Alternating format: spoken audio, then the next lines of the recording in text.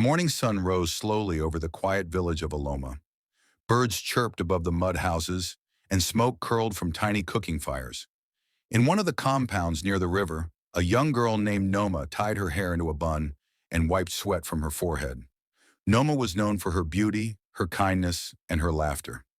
She lived with her grandmother, Mama Ito, a soft-spoken old woman who made herbal medicine and always told stories under the mango tree. Noma had a best friend, Adaugo.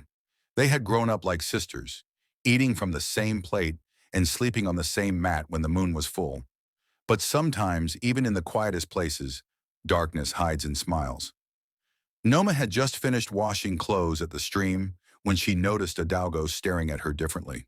Her eyes, once full of warmth, now had a cold edge. Noma tried to laugh it off, but something felt strange. That night, while eating boiled yam, her stomach began to twist. She ran behind the house and farted so loudly that the goats scattered. At first, she thought it was just something she ate, but the next day it happened again. Louder, smellier, and more painful. The sound echoed like thunder. Villagers started whispering. "Is it a curse? What is wrong with Noma?" Ashamed, Noma stopped going to the stream. She stopped attending the moon dance. Even her grandmother couldn't find a cure.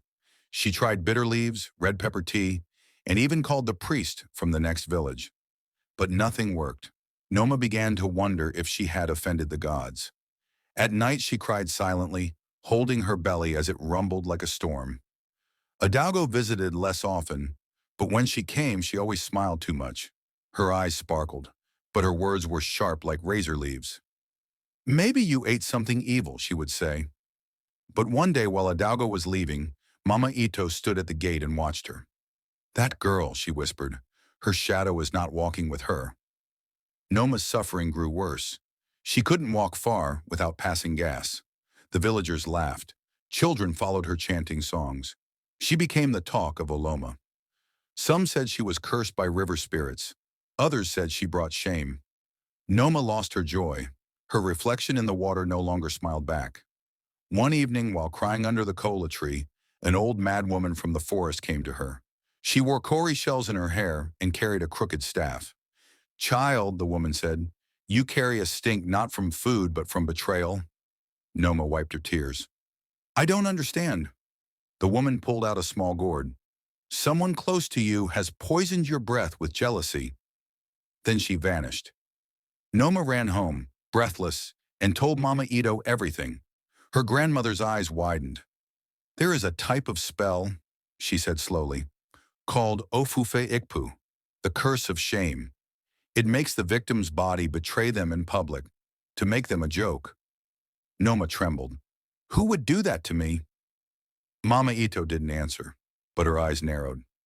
That night, Mama Ito entered her hut and brought out a hidden bag. Inside were dried leaves, black soap, and 3 stones with strange markings. "We must find out the truth," she said. She boiled the herbs and rubbed them on Noma's forehead. "Tonight, you will dream."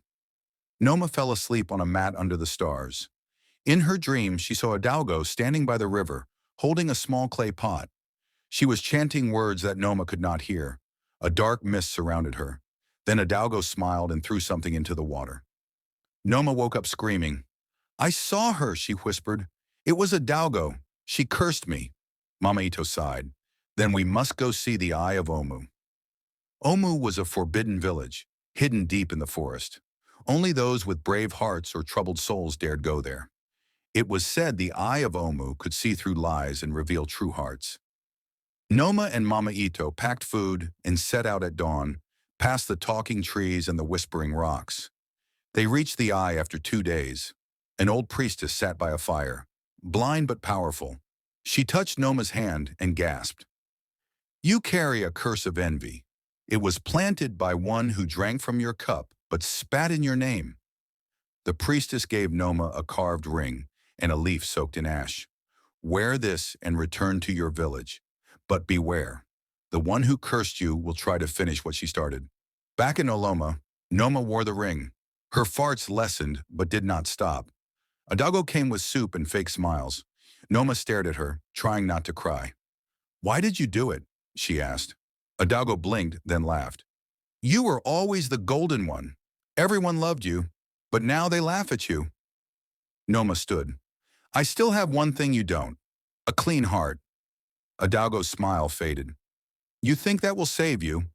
Mamito stepped forward. You think we don't know? You think the gods are blind? Adalgo hissed like a snake and fled. That night, thunder rolled across Oloma. The priestess's ring began to glow. Something was coming. The next morning, the whole village of Oloma woke to a thick, heavy fog. It covered the huts and paths like a wet blanket, and even the roosters crowed in confusion. Noma stepped outside and saw that the sky was still dark, even though the sun should have been rising. She clutched the ring tightly. Mama Ito stood at the compound gate, eyes scanning the mist. She's doing something, the old woman muttered. She's calling on deeper spirits now. At the far end of the village, near the abandoned shrine of Nkoli, Adalgo knelt in front of a cracked idol. Her eyes were red from no sleep, and her hands trembled as she poured palm wine on the ground. Take her joy, she whispered. Take her voice.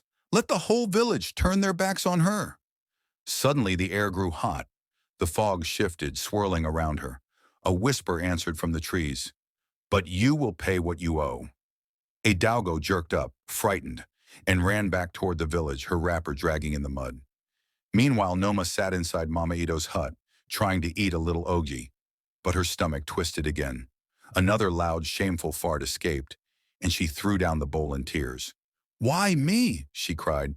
What did I ever do to her? Mama Ito placed a warm hand on her shoulder. She believes hurting you will heal her own emptiness. But the gods do not sleep. That evening there was a knock at the door. It was Och, the village drummer, holding a small note. This was left on the shrine this morning. Mama Ito opened the paper. The handwriting was shaky. She will not stop. She wants more than your shame now. She wants your life. Noma's hands began to shake. I can't live like this anymore. Mama Ito nodded. Then it's time to end this. They went back to the Eye of Omu the next day. The journey was harder this time. Thorns tore their legs and strange birds circled above. But they kept going. When they reached the priestess, she looked older, weaker. The curse is growing, she said. If it binds fully, your spirit will stink forever, even in the next life. Noma fell to her knees. Please, help me. The priestess nodded and gave her a black stone wrapped in cloth. To break the spell, you must return to the river where the curse began. You must face her, alone. Noma's heart pounded. Alone? Yes, said the priestess. If another interferes, the curse may turn against them. You must carry only truth and courage. Back in Oloma, Noma prepared. She bathed in salt water, fasted for one day, and braided her hair with the red threads Mama Ito gave her. That night the moon was full, round like the eye of a cat. She walked to the river, the black stone warm in her palm. Adalgo was already there.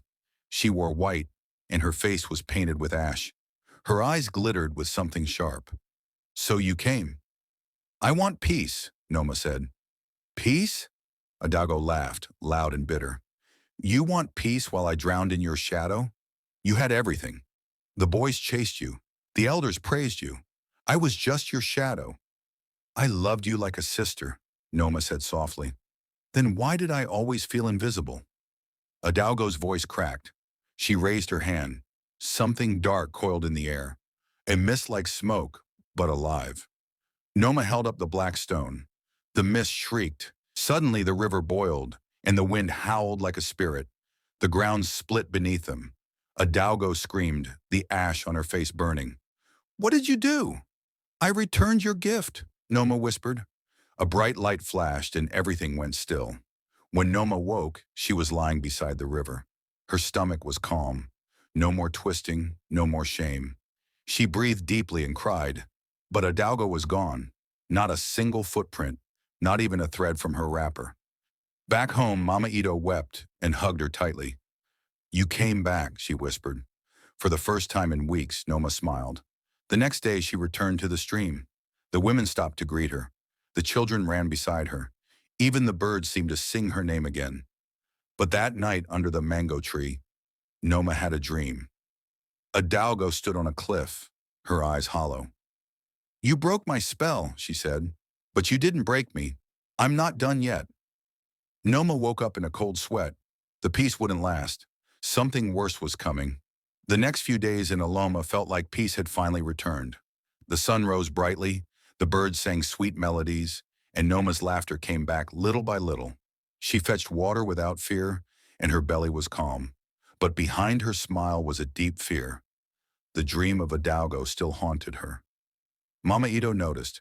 Your eyes are smiling, but your spirit is not resting, she said, gently tying Noma's headscarf one morning. Dreams carry warnings. You must not ignore them. That evening, the wind changed. It blew from the north, thick and hot, the kind of wind that made dogs bark for no reason and babies cry without tears.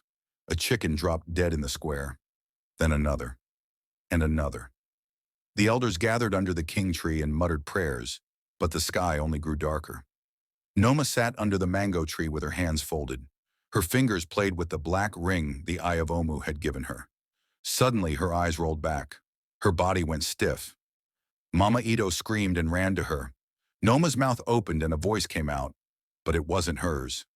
You thought it ended, the voice growled, but the river only swallowed part of me. The rest is rising. Then she collapsed. The villagers watched in silence as Mama Ito carried her inside. No one spoke, not even the gossips who lived to spread tales.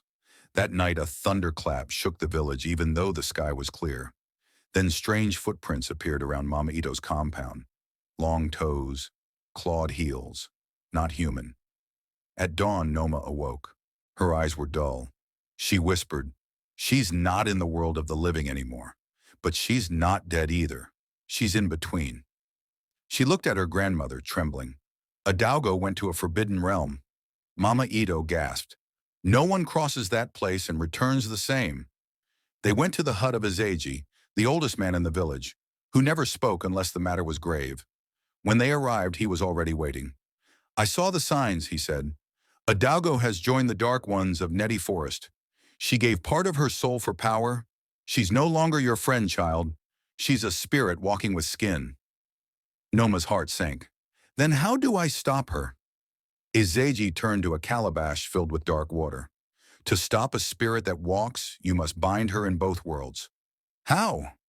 First, you must find her true name, the name she buried. Every soul has a hidden name, known only to the gods. With that name, she can be called, controlled, banished.